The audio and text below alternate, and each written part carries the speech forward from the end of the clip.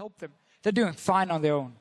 Absolutely agree, and we are now getting ourselves into Champion Select here for our last game of the evening here. Don't worry, we've got more games coming up tomorrow, but this will be our 6th of the day. Royal Never Give Up versus Samsung Galaxy, and right off the bat, Crown not allowed his victor. Signature champion for Crown being removed this time around. I love heat check champions, you know? He's so good on it domestically. Let's give it to him once at Worlds. Let's get rid of that. Let's just ban it for now. Don't want to deal with Crown on that one. But Crown has a lot of other champions. I've seen people question his champion pool, but from following him in solo queue, doing the bootcamp, he's been practicing so many different picks. A lot of the meta champions definitely are available for him. Also showed the Varus yesterday. I understood the strategy they were going for, but I think Samsung drafted 2 weak laners, you know, too much late game. You can't do the same against RNG. They will come swinging out of the gate and they will create plays across the map. And Royal Never Give Up hoping to pinch onto the Nidalee. We'll actually get that as the Ezreal is banned away from Uzi, and I think this is the expected first pick, and it will be locked in. Very surprising you ban Ezreal here last, because that could have been a power pick for Samsung. They already picked Ezreal in first rotation during this tournament, and when you leave up something like Nidalee, you expect the other team to take it. Leave up other power picks for yourself to grab in first rotation, but it seemed like they valued the Jhin above it. And they also have left open arguably RNG's favorite duo anyway, in something like a Caitlyn and a Braum that can stifle a lot of the aggression. And you're going to give Mata a Nami again if he wants it, which is a good pick against the Karma. So RNG can still draft a very, very strong 2v2 lane. Obviously that means Karma can go mid lane for Crown. He's played it before, but that puts a lot of focus on Ruler as the main carry. It's interesting though, because I feel like this support pool is influenced by the rest of the metagame, where 80% of the top laners we're seeing are Rumble and Kennen, these big area of effect magic damage dealers. Well, what do you do against that? How about bring a bunch of area of effect shields, bring a Karma, buy a Locket, hit R, self-cast the E, and try to block that damage out. And it seems like it's part of the reason this champion's so highly prioritized, when you know Looper's going to be happy to play a mage up there. And you know, correctly called, Nami gets locked in, so one more time we're going to see a bully lane come out of RNG. Ooh. You feel that it will be the Caitlyn. Another one! Whoa! Instantly grabbed as well. Rise in the mid lane for Crown. And you thought you could bring Cleanse against the Rise Elise combo. Well, that Cleanse won't do a whole lot when you add in a Scanner. This is a combination that in the mid lane can just ruin your day completely. One Scanner hit level 6. That's a flash engage onto someone like Xiaohu, and he will die because Rise, as we talked about before, 1v1, he can deal insane DPS, have Skarner to keep the person in check, and Rise will kill him. But one more time, poke comps have been very successful. You've got the Caitlyn, you've got Jace, Nidalee, and then the 2 disengage options. I love when Cassiopeia sits on top of her carries. She can just stop any aggression that is coming from the top.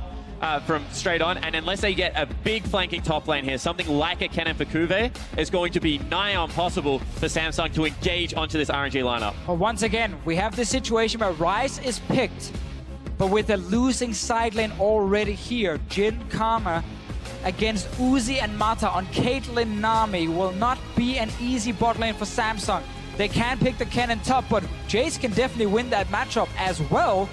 So RNG, if they play well in the side lanes, we might have the same situation as when we had SKT versus Aimee, where the Rise might be doing fine in the mid lane, but he looks to the left and to the right, and he sees 2 lanes under fire. And one more time, you see a huge invading jungle coming in against a Skarner, who pretty much is a sitting duck pre-6 in these matchups. Nidalee going to be able to come into his house, take all of his belongings, and get out quite easily just because of the increased mobility there. So a lot of pressure on Ambition Crown to be able to shove up mid lane and try and get into the side lanes to help out the other members. Exactly. Unless your mid lane actually gets to move first, you are going to be prey for MLXG's Nidalee here. It's going to be difficult. So a lot of weight put onto Crown's shoulders in this Rise, but it's the second time we've now seen Rise picked into Cassiopeia.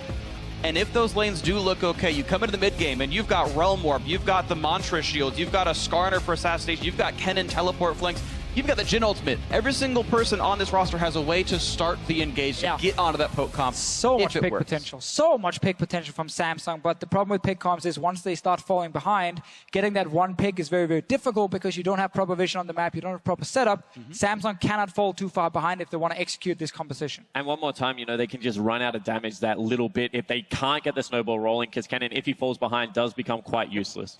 Well, we'll see how it's going to go. No tanks on the Royal Never Give Up lineup, but it's still going to be a very tight game. So now weigh in with which squad is going to do it. Tweet to @LOL Esports. Use the hashtag RNGWin or hashtag SSGWin. Right now, Royal are in control of the group. They're 2-0. They could end the first week with a perfect record. Samsung sitting at 1-1, hoping to reach up to where TSM and Royal are sitting right now with 2 wins. See if they can do it as we're into Game 6. Gotta start here by talking a little bit more about the comps. You said they could maybe run out of damage. Have to challenge that at least a little bit, because I think with 3 carries on the side of Samsung and 0 tanks, as Freak just highlighted, on the side of RNG, late game team fights can become very hard for RNG to navigate with the amount of CC and damage on Samsung's side. Yeah, completely agree now that I've seen that Mata didn't swap over to Exhaust, because that's normally the response to Cannon. It's all about the lane. RNG is focusing so hard on this early game. Boop. Damage, plus 11. Better trade for Mata. Cortita going for the auto attack. It means almost nothing, but it actually made him go down 8 gold. Mata got more hits off. You should do the sound for League of Legends a little bit more. I like the boop. I don't know if that's really the sound it makes. I just like going boop. See, that one missed. There's no sound available for that one. Smart. Yeah. I am. Thank you. Glad you noticed. MLXG smart. He's sitting on the platform. Yeah. Look at the pose. I know, right? So the Keystones.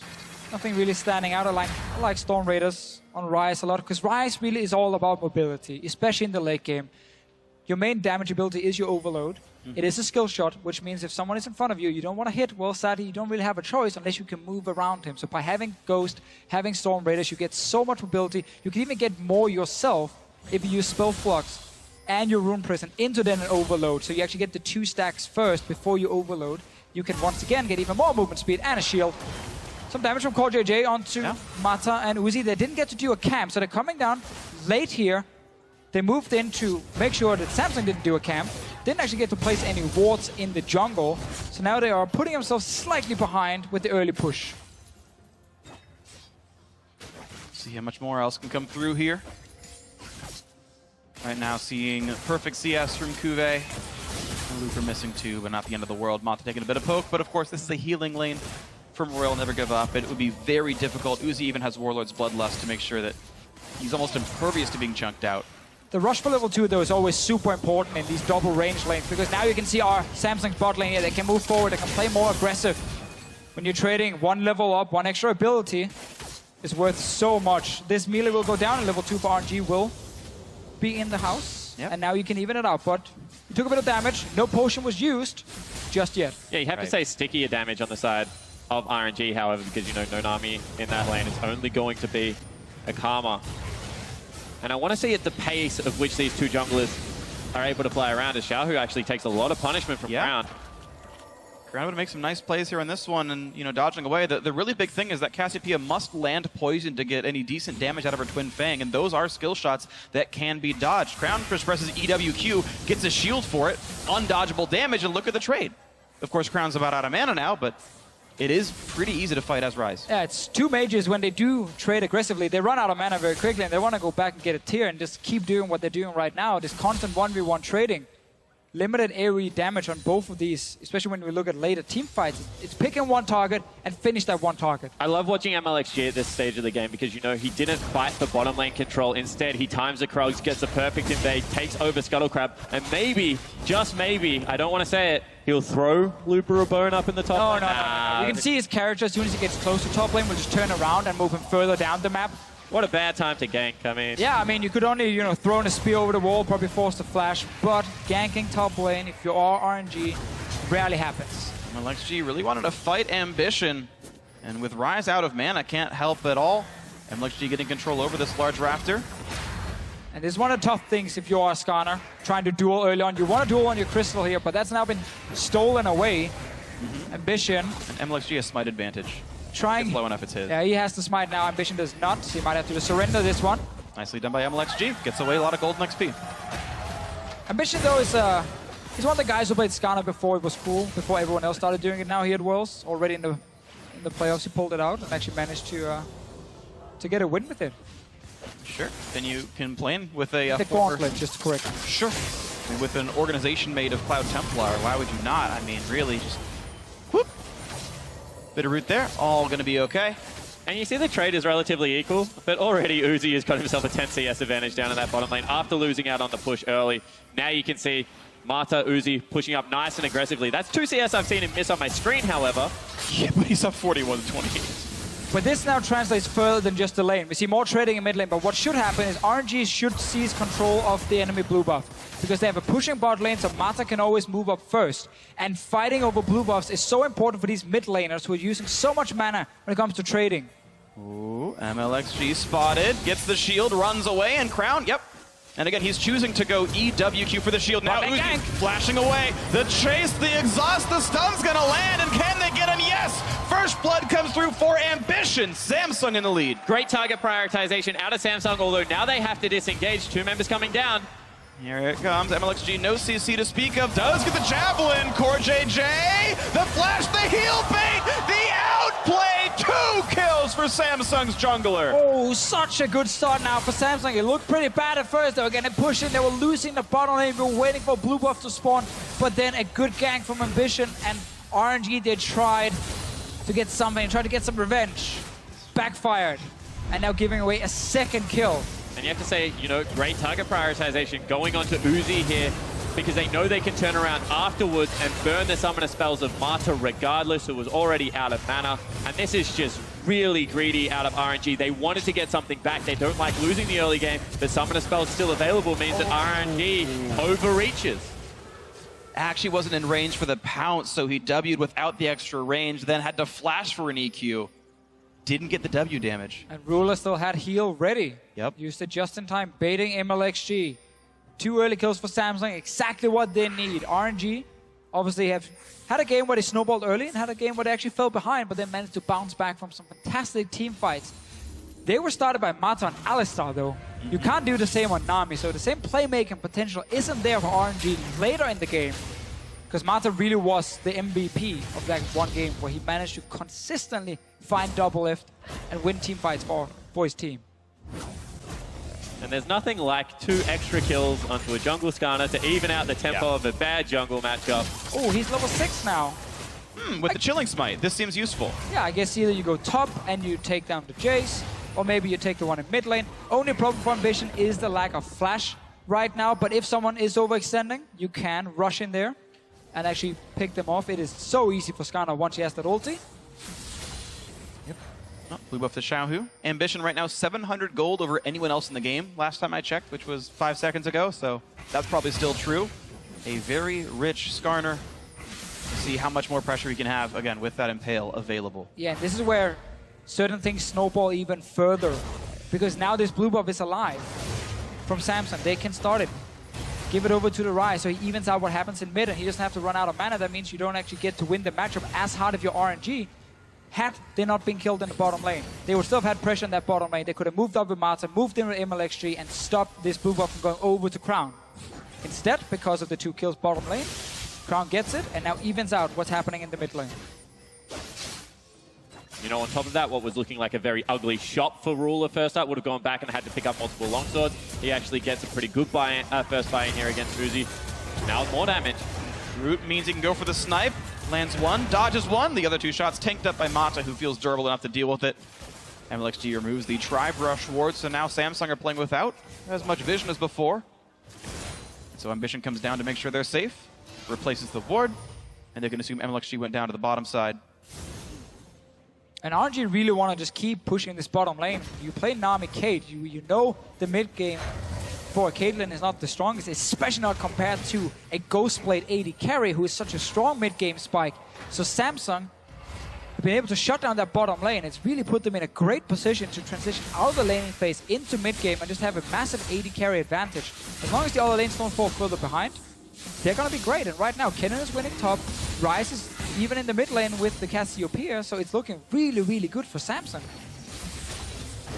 Definitely got to agree with this one. 1,000 gold lead, but here's MLXG playing for a nice one. Of course, Rift Scuttle can't see that far into the pit. They have no idea he's doing it.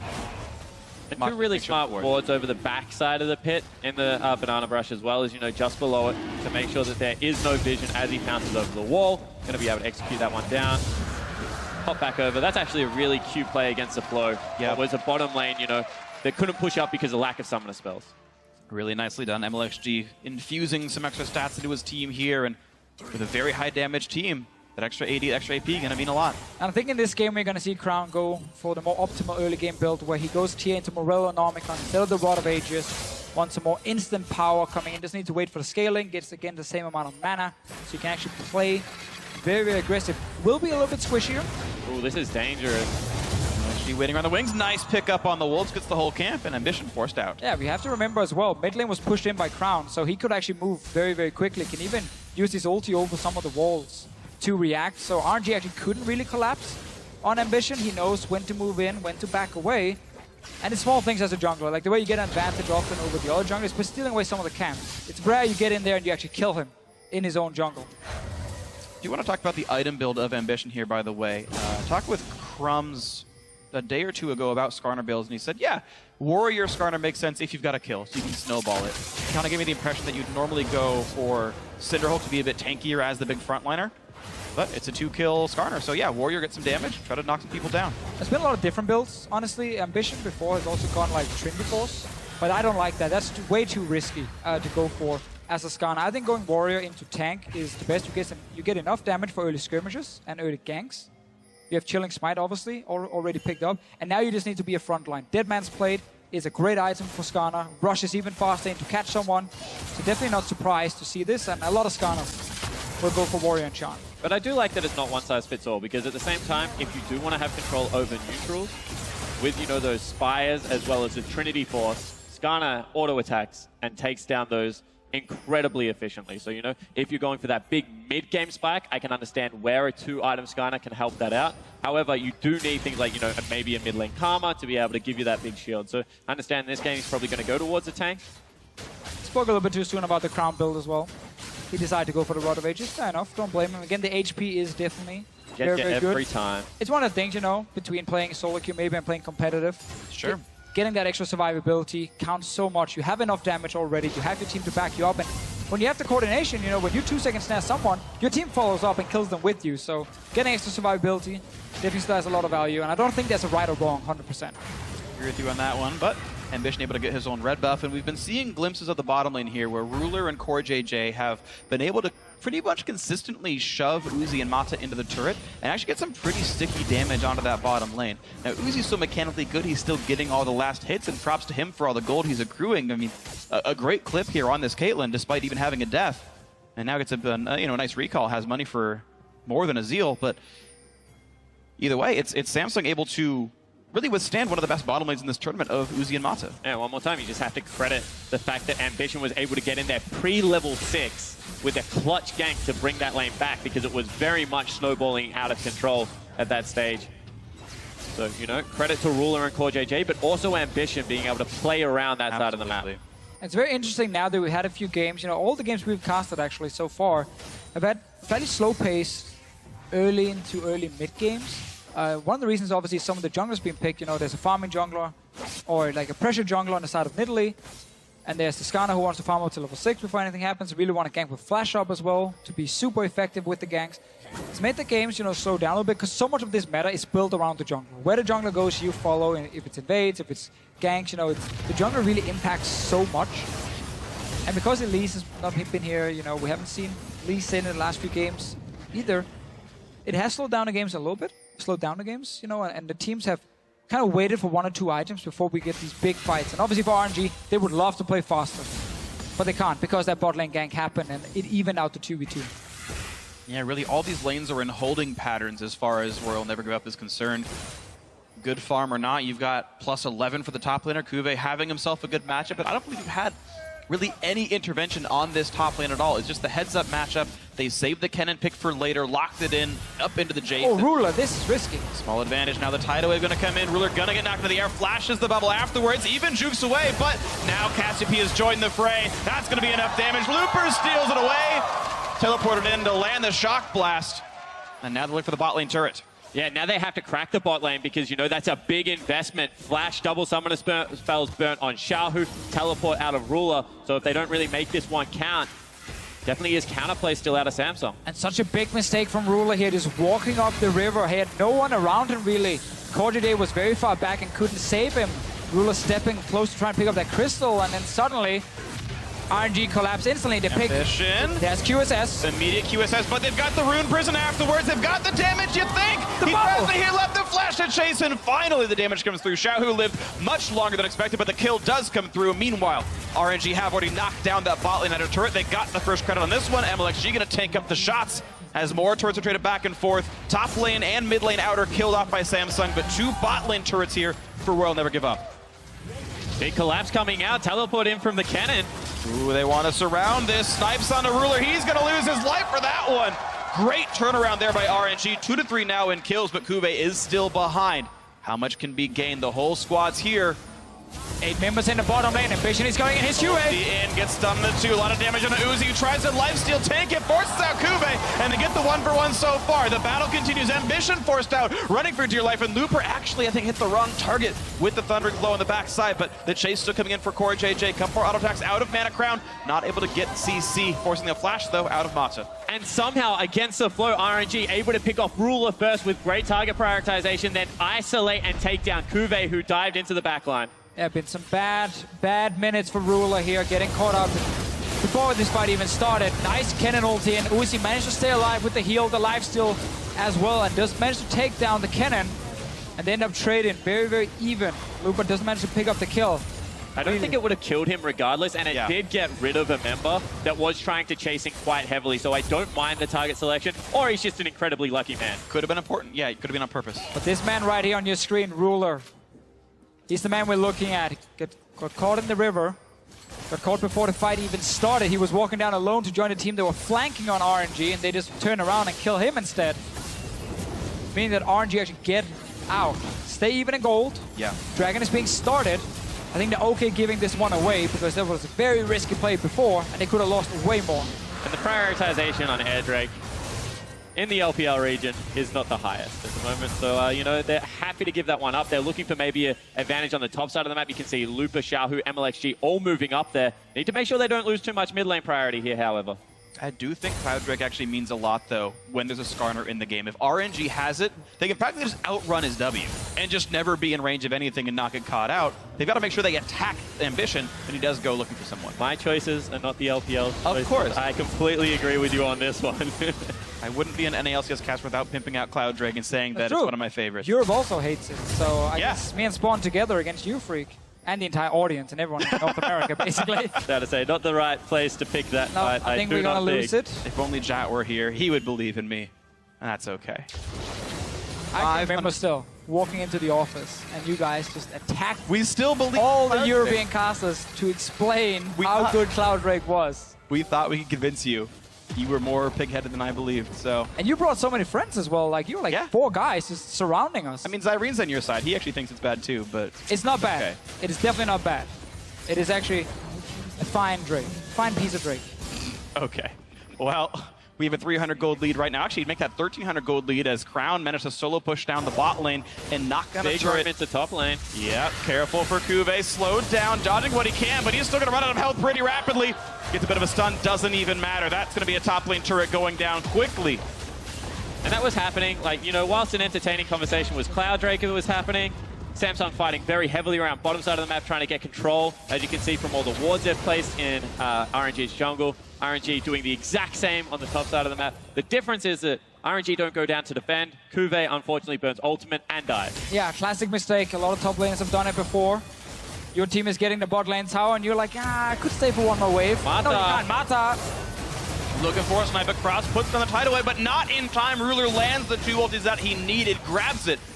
Samsung able to answer a kill back now, temporarily 5v4, and they get a little bit of bottom jungle control with it. I like how we're seeing like these small picks happening. You know, top laner dies, now support dies on the side of RNG. Small things happening. We're 20 minutes into the game. Samsung still with a slight advantage. And honestly looking pretty good. We're in this mid game now where the Jhin with the Ghost Blade is really, really strong. You can start looking for these picks. And remember this pick composition of Skarner ulti, 2-second Rune Prison from the Rise, Snare as well from a Jhin. Like, you have so many ways of locking down just one guy from RNG.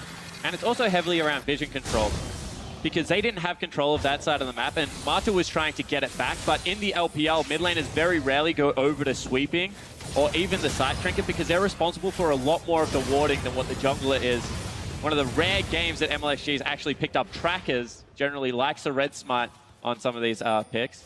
And now we get to see the 1-3-1 we wanted to see from IMA earlier today, but SKT just got so far ahead, won every single lane, and it wasn't possible.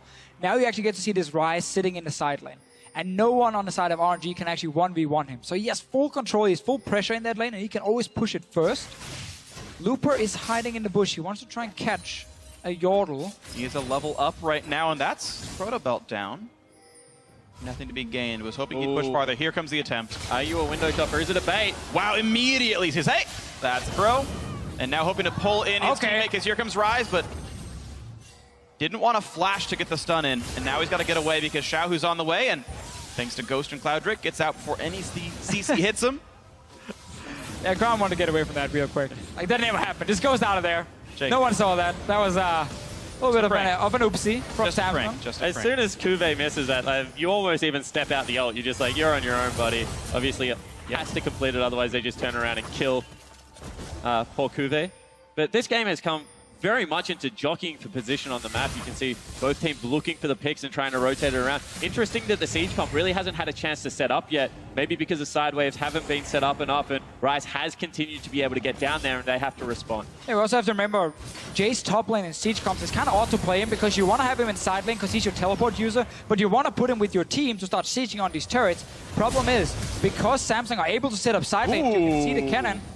The threat of ambition, MLXG had to flash away. And it was because the Ryze had disappeared into Fog of War, and you know they have that ward down there, so as soon as MLXG realized his mistake, burns a summoner spell, not ideal, but still disciplined play. And now RNG got to group in mid lane, not really committing anything just yet. Grula gets to return, and they're not hard committing for it, so that kind of resets the map. Again, RNG has a pushing top lane, they have a pushing bot lane. If they just send the Ryze down to the bottom side, or the cannon on the bottom side, they actually can split push. But these lanes are now gone all the way to tier 2 towers. You don't want to overextend without mid control. So now everyone just kind of resets. Nothing happens from the push. Samsung wants to split up in 3 lanes. RNG definitely does not want to split up in 3 lanes. They want to be together. They want to poke. And they can't do that if Samsung can always push inside lanes. That's what they've been doing so far, and it's made it difficult for Royal Never Give Up to get back into this game. And Samsung's held a small lead for almost this entire time at this point, looking for another play, sitting on a pink ward, and Infernal Drake up in 25 seconds. Surprisingly, no Rylai's out of the Nidalee. Roller became much more popular when the price was readjusted for junglers. It is easier to pick up now. But at the same time, I feel like for this siege to be successful, you can just throw spears at the creep waves as it's coming in, and Runic Echo is really good at bouncing that AoE slow. Then you Jace chunks people out. I do like to see that combo with Nidalee Jace. However, this time around, a little bit more scaling coming out. Whoa. Yeah, that's the kind of damage these javelins can deal. And that's even without Sork Shoes. He's gone Mercury Treads for stun duration. Another poke out from Looper, putting Rula to half. Nice dodge and a nice pickup. No threat on the Drake. Now Royal control mid lane. All 5 are there. They've got inside track there first. They're controlling the chokes. Ambition on one side, the rest of the team on the other, looking for a bit of damage. Shahu gonna pop the QSS. Here comes Cube into the back lines. It's several stuns, and Ruler's already got one. Hits Matza. He might burn down. He's gonna get him, actually. That's 2 already. Now Uzi caught up, exhausted, and dead. 3, make that 4 for 1 to Samsung. And this is what happens when you don't have an exhaust against a cannon that can dive your back line. You saw Kuve, even though he died, got so much damage out, and now Samsung start up the Baron. Korean cannons definitely deal way more damage than the rest we have seen today. What a great ulti, and yeah, you touched on it, you know, no exhaust, but also this Pokemon getting flanked. They actually walked straight towards Ambition and just kind of got caught out. No way for RNG to suddenly kite. That's a Baron as well. And this RNG lineup, when they were unable to snowball the early game, and when Mata is not on a playmaker, they've not been able to do anything. What is Xiaohu doing here? Walking into melee range of Ambition, and now the cannon just flies into the backline. This is a poke composition engaging in a full-on team fight and never really getting to do anything beforehand other than one big hit from the Jays. Not enough. Xiaohu even QSS'd early. He just got stunned up or had Ambition in melee range of him and was like, ah, QSS, and then just got impaled right afterwards. And Mata, yeah, no exhaust, no Aegis done either. They just didn't have the defenses for Ken in the back line, and sometimes that's why the Korean cannons do more damage. Sometimes, I guess Mata is happy just reducing some of the healing from the refillable potion on the cannon. That's about it for him with that summoner spell. No one else really cares about it. And that's a big, big issue for RNG. They actually had a fine setup in the mid lane to start poking, start landing some proper damage, but then you start walking into melee range of Ascana, you QSS the first stun, well then you're gonna die. 2 out of the 3 lanes able to apply the Baron buff right now. Kuve did fall down before it was picked up, so not going to be able to have that one.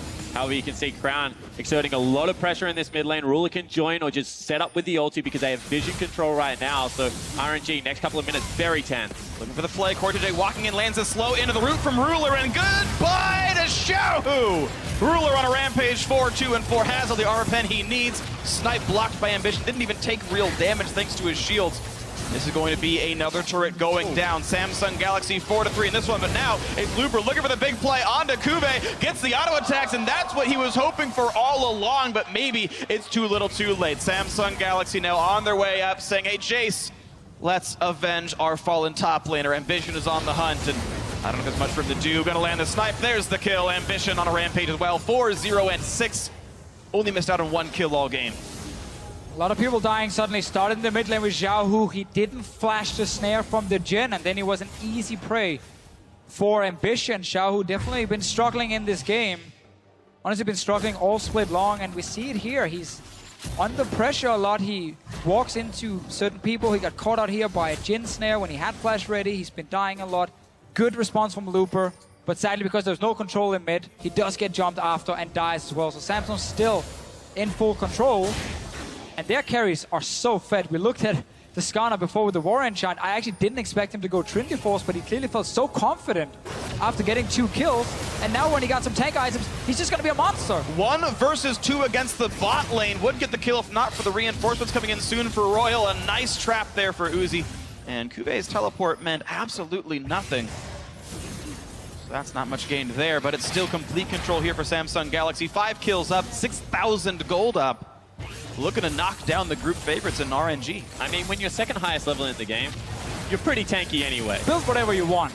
Yeah, and he's farming up an absolute storm. You can see they have control over the Spires. He's just flying around Summoner's Rift right now, and this is a very good game out of Ambition, honestly. 4-0 and 6, 10 out of 11. Guys putting on a clinic.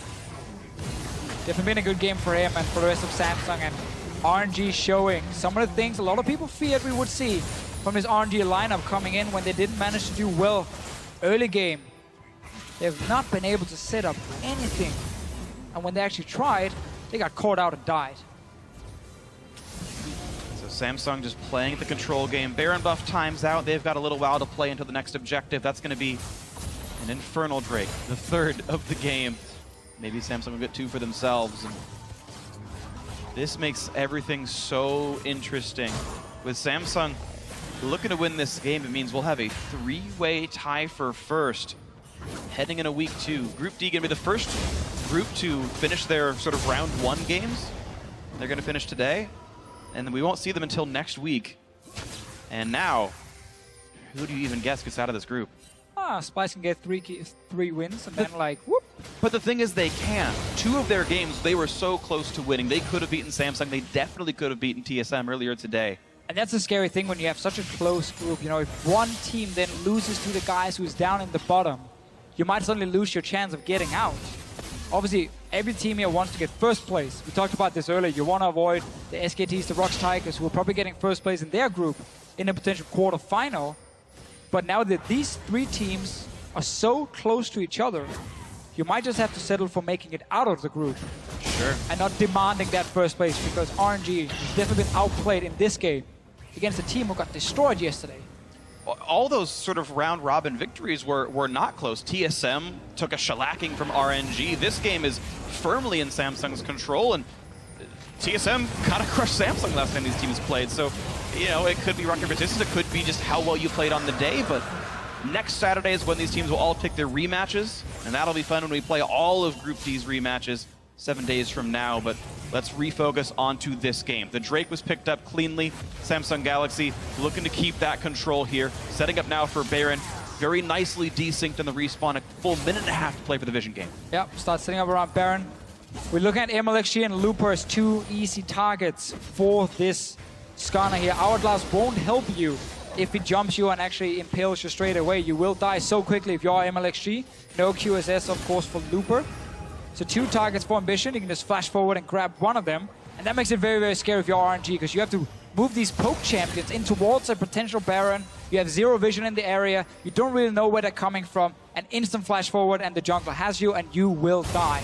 So it's so difficult to play a poke comp when you have to contest these areas with zero vision in them. And one more time, you just have to love the fact that when Kuve gets a very proactive top laner, how willing Samsung is actually to start up these fights. It's completely against the flow of what we saw in the first two games.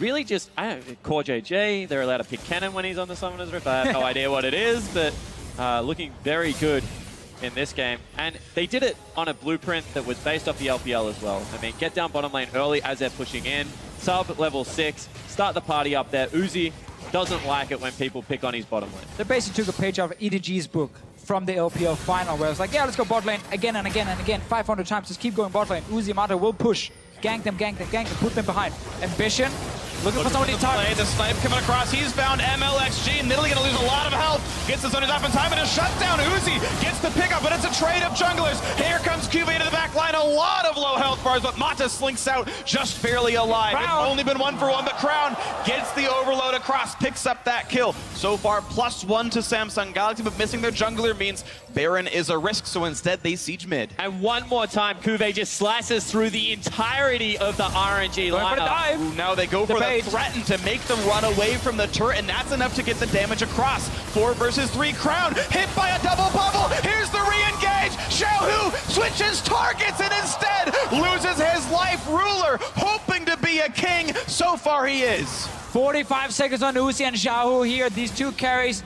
they won't be back alive because Samsung, they're pushing for the turrets. Royal never give up. Might have to in this one. 2 members alive. Moderate respawn timers. Turret number 1 is dead. Looper back in 8 seconds. Kuve dangerously low. He has teleport. He could heal up, but instead MLXG is caught out. It's Mata and Looper to hold on in this game as the Nexus is losing its life. The snipe gets one, but their health bars won't hold on long enough. The Nexus goes down. Samsung ties the group in first place. And what a crazy group it is now. We see some of these teams gets absolutely destroyed, and then the next day, they show up big time. RNG showed why the game yesterday versus Splice is not what we should expect every single time from this team. They did outclass Splice and just destroyed them in the laning phase. They tried to do the same here against Samsung. Jay's top lane, Nami Caitlyn in the bottom lane. But once the gank happened, bottom lane from Ambition, and he killed 2 members, nothing really RNG would do or could do on the map, because Mata wasn't on any sort of playmaker. Yeah, and the unwillingness to go top lane, even when Looper time and time again had Kuve in kill positions, means that even though, you know, 158 is not a pretty scoreline out of Kuve, he was able to farm up, he was able to get into the mid-game team fights, and he was able to absolutely take over. And when he was in there laying down the CC, the damage dealers just were so impressive. Yeah, and that's what we talk about so often. If one team... spill a little bit of water, but if one team focuses on the bottom lane,